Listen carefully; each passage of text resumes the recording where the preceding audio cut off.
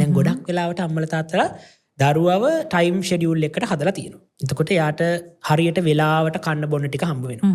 හරියට වෙලාවට යාගේ දේවල් ටික සිද්ධ කරනවා. එතකොට එයාට කිසිම වෙලාවක ගේ ඇතුලේ අවශ්‍යතාවයක් නැහැ ඉල්ලන්න, ගන්න, කරන්න. මොකද ඔක්කොම දේවල් ටික ප්‍රොවයිඩ් වෙන නිසා.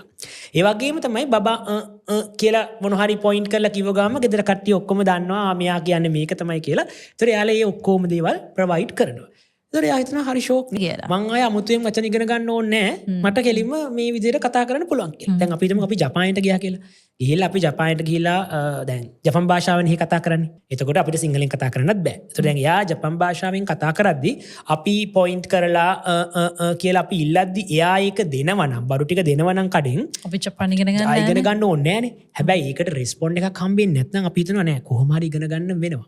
දැන් අපිට පුළුවන් දැන් හිතන්නකෝ එයා වතුර කෝප්පේ පෙන්නලා කියනවා කියලා. ඒතර අපි වතුර එක දෙද්දි අපිට කියන්න පුළුවන් වතුර ගේ ඇතුලේ අපි දරුවට කතා කරන chance එක හදලා දෙන්නේ නැතුව එයා කියන ඒවට රෙස්පොන්ඩ් කරන්න ගියාම එයා හිතනවා රයිට් මට මේක හරි ලේසි ආය අමුතුවෙන් වචන ඉගෙන ගන්න අවශ්‍යතාවයක් නැහැයි කියලා.